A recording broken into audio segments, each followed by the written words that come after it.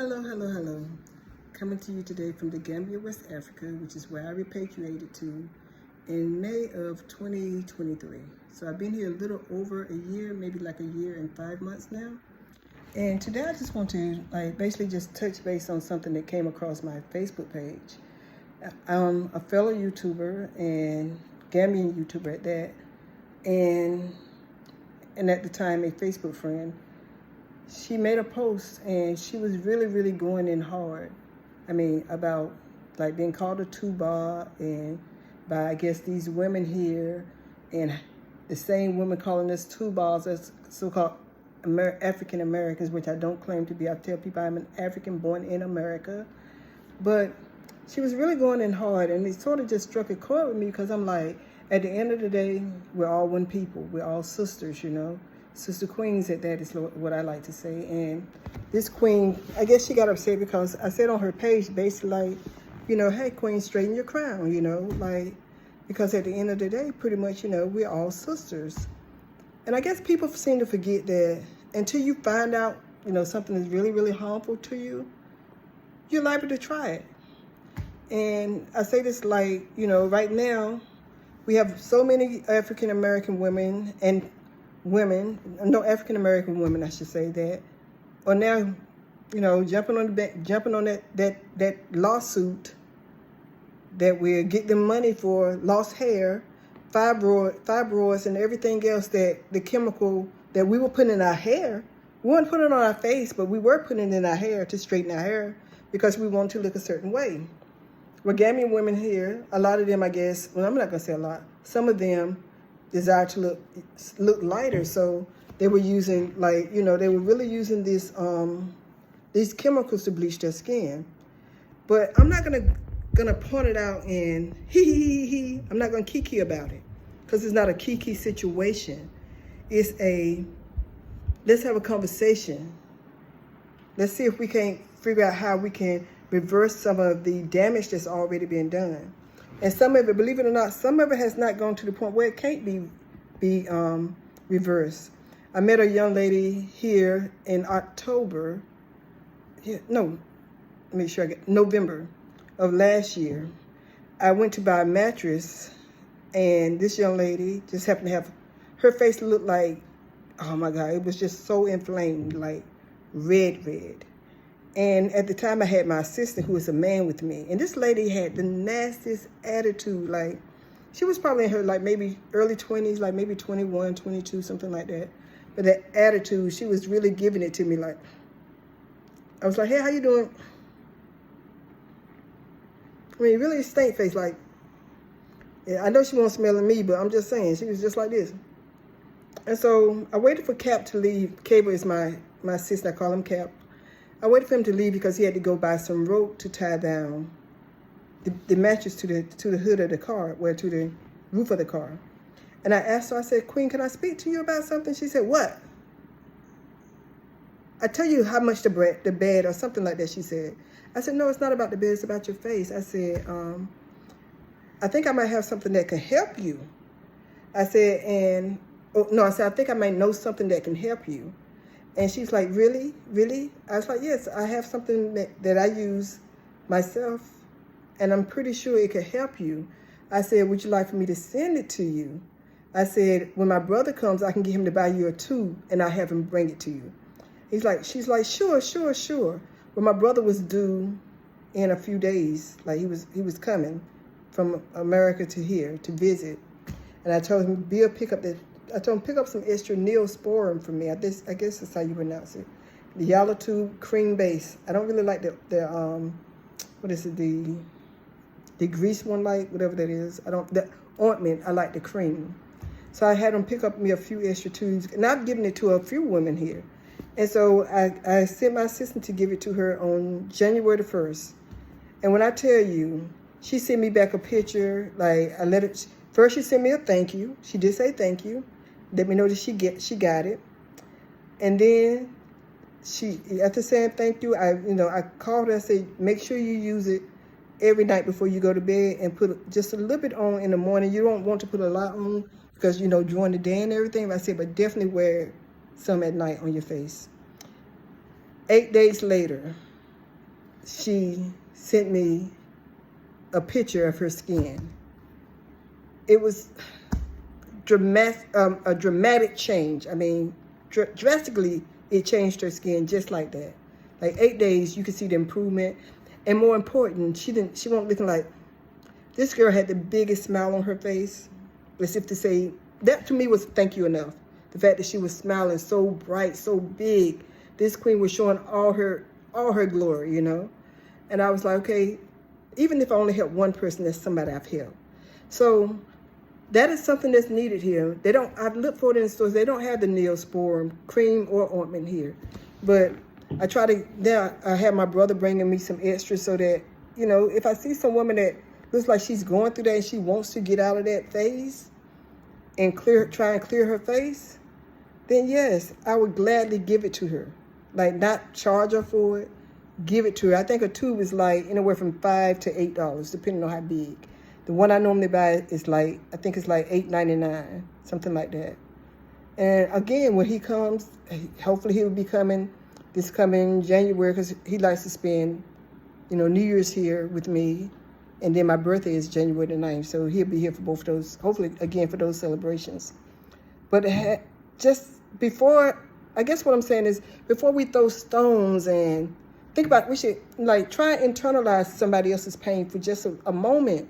Like, you can, instead of saying something negative, instead of trying to go at this person, instead of trying to show the difference, this person even went so far as to say that these women smell, they stink, you know, they smell like something she said, whatever it was, to me was just foolishness. And this is a lady, I think she's got to be over, I'm pretty sure if she's not over 40, she's close to it. So this ain't no young girl, you know, just talking smack. This is an older woman. And I'm just like, what do we do that at? You know, we have enough people putting us down. Excuse me. We have enough people putting us down. I just took my hair out of those Bantu knots. And for us to jump on the wagon and downgrade or disparage anyone, no, come on, queens. We're better than that. We're way, way better than that. We must do better than that. And you know what Maya Angelou said, when you know better, you do better. So I'm telling you. So you can't say you don't know. There's a solution. Like, unfortunately, like with us in the U.S., we can sue these companies now. You know what I'm saying? And they're doing just like, a lot of people own that. You know, like, they're suing these companies. And they won't have that option here. They won't be able to sue anybody. These women will get no compensation whatsoever. So please, like, again, before you decide to say something negative about the next woman, try and walk in her shoes and realize that a lot of our own Black American women, we did the same thing. We jumped on that perm, then tore so many people hair up and burned so many people hair off their head.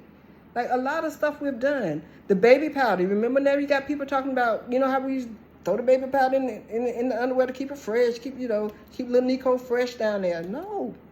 But that's something we did because we were ignorant of the fact. So you can't keep, you know, downing somebody for them not understanding, for them just trying to do what they've seen other people do. These young girls, some of them just don't understand how beautiful their black skin is. That melanated skin, they just don't understand. That's gold. How much it's worth. So I'm just going to ask you, like, you know, hey, before you say something to bring down another queen, just stop. Think about the psychological damage we're doing to one another. You know, we're better than this. We're better than they ever claimed us to be. And not only that, I always say, if you can't do anything to lift the next sister up, the next queen up, the very least you can do, the very, very least you can do is nothing to bring her down. Think about that. So before you go around and point at this person and say this and and kiki with the next person over something as serious as the way somebody's face looks, straighten your own crown. Because you got some issues yourself. You can pretend like everything is okay. And You're probably wondering, I look at her with that cracked up face or that red face. She probably got a man standing beside her, something you probably ain't got. Probably got a husband, about 10 kids, something you ain't got. You understand what I'm saying? Sometimes we can low-key hate on one situation all because of something else. You know, you probably don't think you can, but you can be jealous of the same person that you call ugly. You can be jealous of that person. Your spirit can be jealous of that person, and it shows through. Shows through with your actions, your words. Come on, queens, we're so much better than that. And people are probably saying, okay, well, you're rambling now. I'm going to ramble on. Because at the end of the day, if I can just reach one person and change one mindset, then I've accomplished my goal for today. I love you, queens. I pray that one day soon, we'll stop calling each other bitches, whores. Look at that whore, look at that bitch, that thought. We're none of those things. We're all queens in our own right. And before you say, well, I'm not like African Americans in Africa, not the same as us in Africa, or they're not the same as us in America. One drop of black blood makes you an African, period. Period. Because you best believe, if you're in the States, they're going to let you know that one drop of black blood counts. So how can it count in the U.S. and not count here? We're all brothers and sisters. We all need to learn one nation, one people, one love, period. Get yourself together. My name is Tara Yvette Chahate. I love it here. I moved here, like I said, a little over a year and almost a year and a half now. I chose to be here. You know, where, at least in America, I had no choice. That's why I was born. That's why I say I'm an African born in America.